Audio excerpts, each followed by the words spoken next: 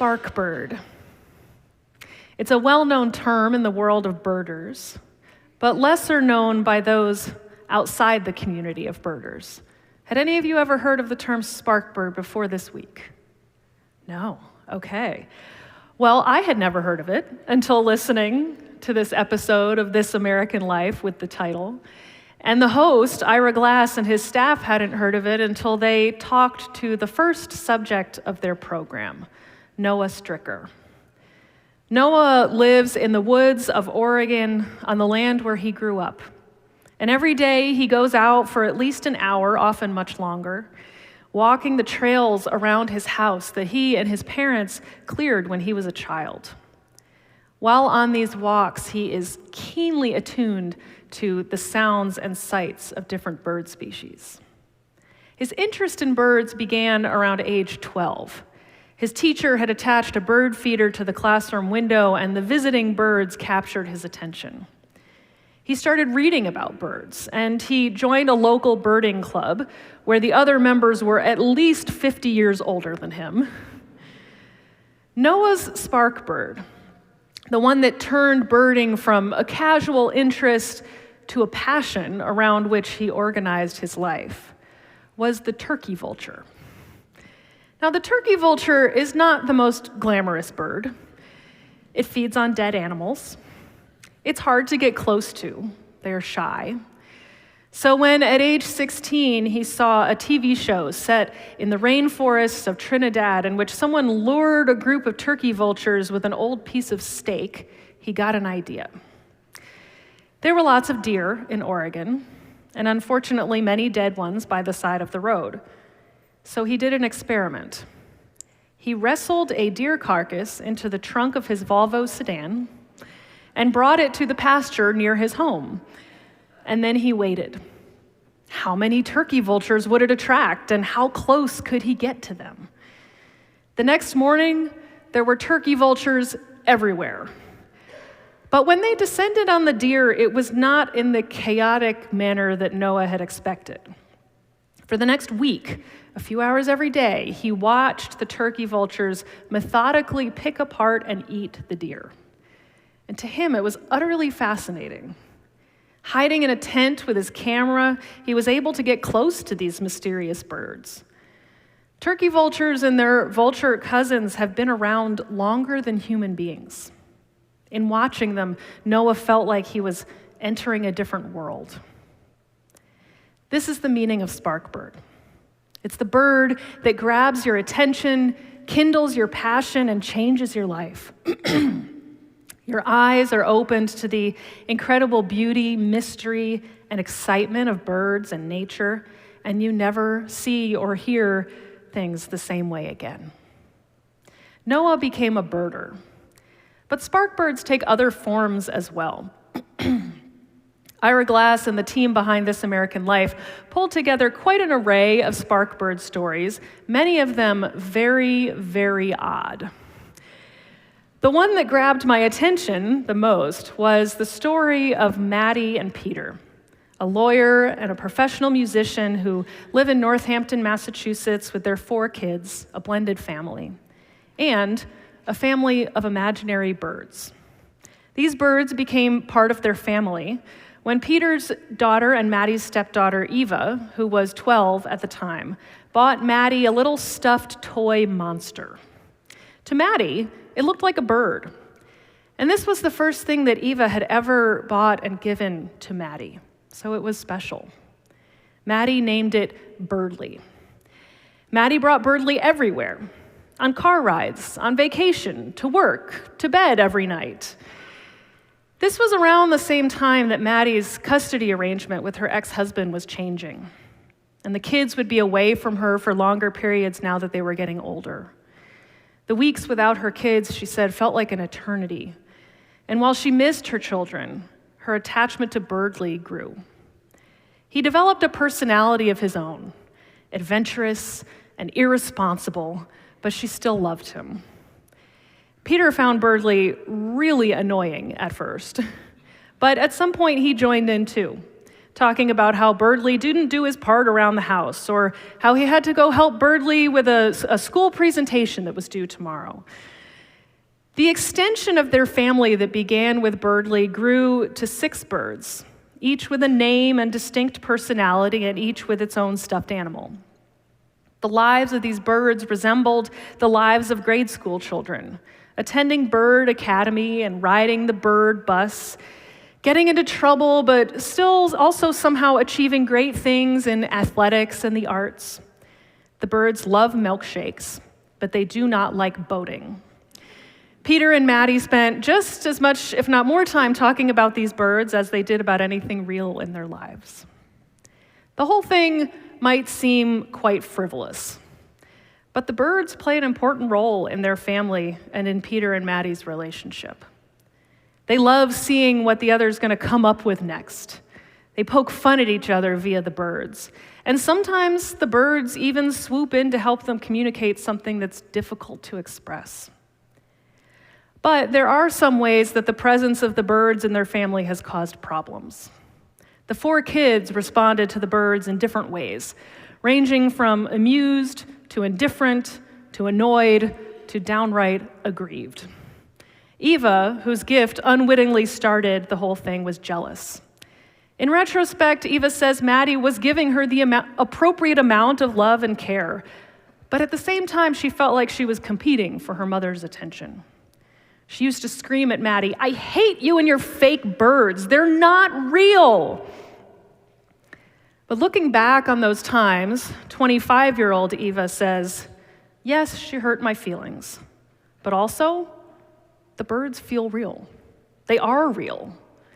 As Eva told the interviewer, if everybody around you is talking about them, and they're having a significant social, emotional, and psychological impact on your life, I don't see what's realer than that.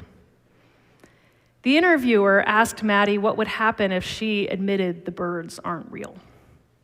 Maddie replied, it would be a huge loss. The interviewer, reflecting on Maddie's response, says, it gives them some of that feeling of being parents, I think, except without any of the worries, and without having to watch the birds get any older or fly away.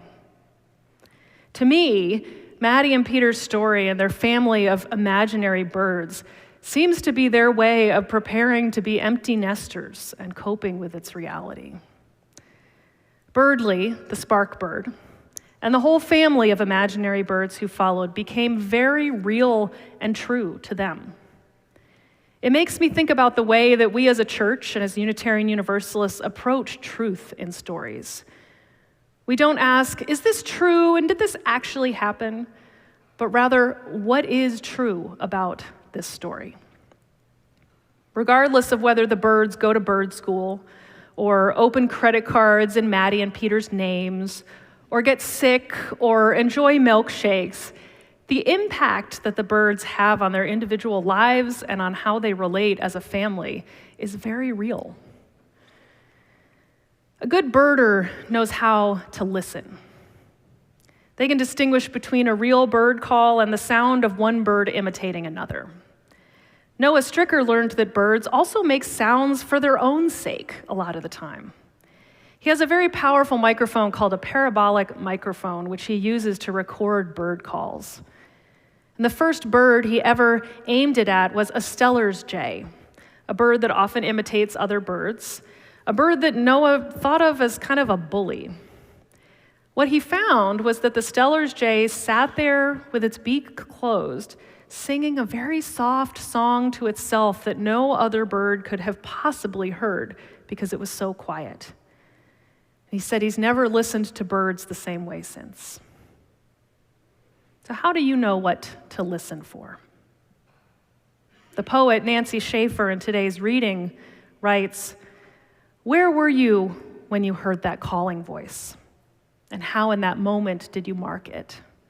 How ever after are you changed? Tell us, please, all you can about that voice. Teach us how to listen. Teach us how to hear. Teach us all you can of saying yes.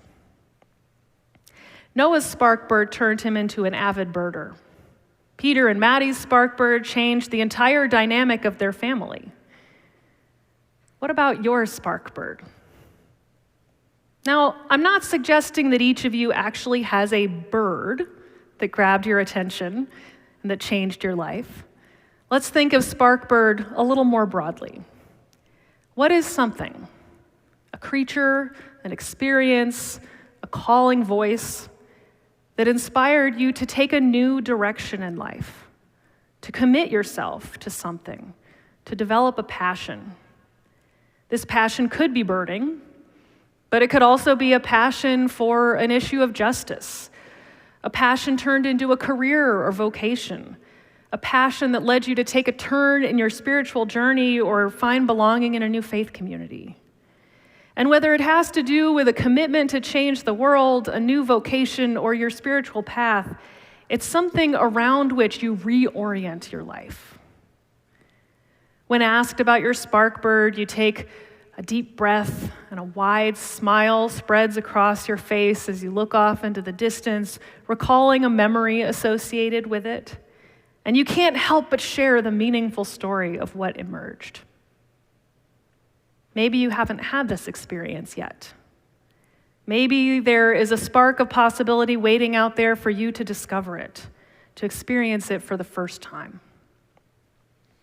I once heard Unitarian Universalist theologian Rebecca Parker talk about process philosophy, a school of thought that is all about those moments and experiences and the possibility that exists in every occasion. And in talking about this, she drew on the concept of Indra's net from Hinduism. These are her words. Indra's net is an interconnected web of countless strands, and at every intersection, there is a jewel drop of water, and that jewel drop reflects the whole. Process philosophy sees the universe as the plenitude of these jewel drops, each holding the whole in just precisely the way the whole is reflected at that point of intersection. If you can picture this bejeweled net, like an intricate spider web covered with dew, just do one more thing in your mind's eye, she says. Picture this web lasting for only an instant. Then it blips out of existence, and then in the next instant, it reappears. Only it isn't exactly the same as the previous moment. It is slightly different. In each moment, the whole is configured in a different way. And over time, over a series of blips, the next appears to be in motion, shimmering or undulating. These shimmers are people running, tides moving, comets soaring, grass growing, suns burning, rocks eroding. And in the people running, there are emotions flowing, thoughts forming and passing, things remembered, things forgotten, and all of it is the cosmos, in an ever-changing pulsation of becoming and ceasing, becoming and ceasing, becoming and ceasing. The jeweled net of Indra is a metaphor used to illustrate the concept of dependent origination. Our version of this in Unitarian Universalism is the interdependent web of all existence, of which we are a part. While the Sparkbird stories in the podcast were an odd collection, the common thread that I find in all of them is the Sparkbird leading to a deeper connection with something beyond oneself in the web. With family, with a future spouse, with nature and other living creatures, or with a cause.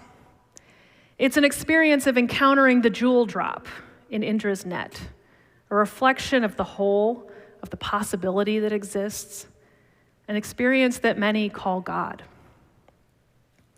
The tune of the hymn that we will sing to close our service today is named after Sojourner Truth, a woman whose experience of listening to God is the reason that we know her name today. Born Isabella Baumfree in 1797, daughter of enslaved parents from Ghana and Guinea, she spoke only Dutch until she was 9 years old, because she was enslaved just south of Kingston, New York, which was inhabited largely by the Dutch at that time.